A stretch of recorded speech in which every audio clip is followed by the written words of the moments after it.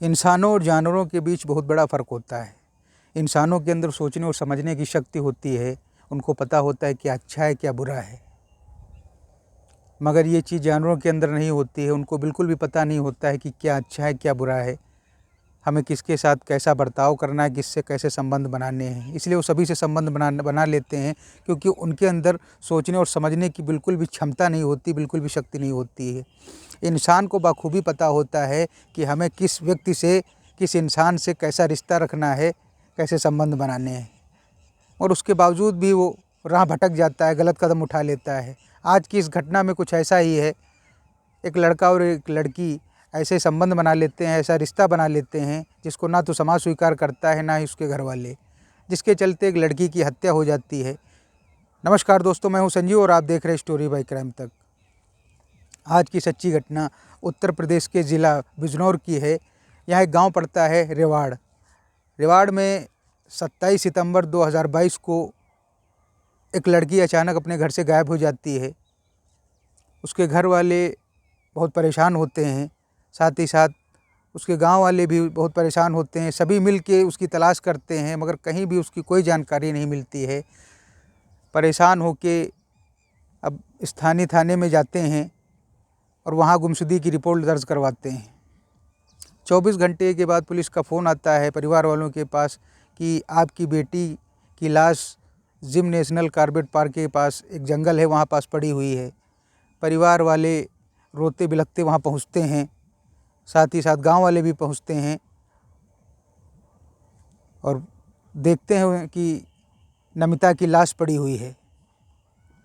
नमिता की लाश को पुलिस अपने कब्ज़े में लेके पोस्टमार्टम के लिए भेज देती है, और जब उसकी रिपोर्ट आती है तो बहुत ही चौंकाने वाले खुलासे होते हैं। उसमें पता चलता है कि नमिता को पहले जहरीला पदार्थ दिया गया है, उसके बाद उसकी गला दबा के हत्या कर दी गई है, और सबसे हैरान कर देने वाली बात ये पता चलती है कि नमिता 4 महीने की प्रेग्नेंट थी। हैरान कर देने वाली बात इसलिए थी क्योंकि नमिता की अभी तक शादी नहीं हुई थी, वो कुंवारी थी। अब सवाल ये उठ रहा था कि ये बच्चा किसका है। परिवार वाले भी परेशान, गांव वाले भी परेशान, पुलिस भी बहुत परेशान कि प्रेग्नेंट थी लड़की, आखिर ये बच्चा किसका है। जिसके चलते वो खोजबीन करती है, पता लगाती है, और उसकी एवज़ में 20 लोगों को हिरासत में लेके पूछताछ करती है, मगर उसको कोई भी जानकारी नहीं मिलती है, कोई भी सुराग नहीं मिलता है। पुलिस की जांच प्रक्रिया अभी चालू ही होती है, तभी पुलिस के पास एक लड़का आता है। तो वो लोगों से पूछताछ कर रही होती है गांव में। वो उनसे कहता है कि अंकल, जिसे आप ढूंढ रहे हैं मुझे पता है वो कौन है।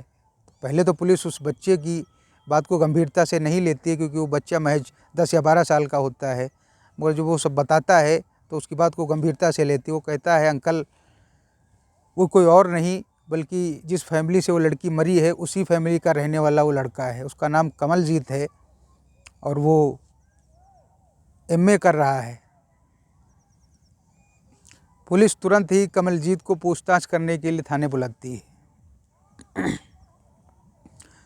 कमलजीत थाने आता है, पुलिस पूछताछ करती है, तो पहले तो वो सब सच नहीं बताता है, और जब पुलिस सख्ती से पूछताछ करती है तो सब सच बताना चालू करता है। कहता है कि मुझे एक गांव की लड़की से मोहब्बत थी, जिसके चलते मैं और मेरी बुआ जी, मतलब नमिता, इसकी हत्या हो चुकी है।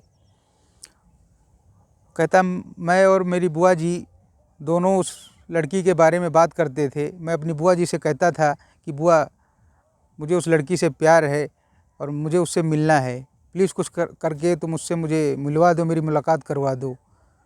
फिर बताता है धीरे धीरे यही सब बातें करते करते पता नहीं कब नमिता को उसके भतीजे कमलजीत से प्यार हो जाता है, और कमलजीत को भी अपनी बुआ से प्यार हो जाता है, और दोनों ही इस कदर प्यार में खो जाते हैं कि शारीरिक संबंध बनाना चालू कर देते हैं।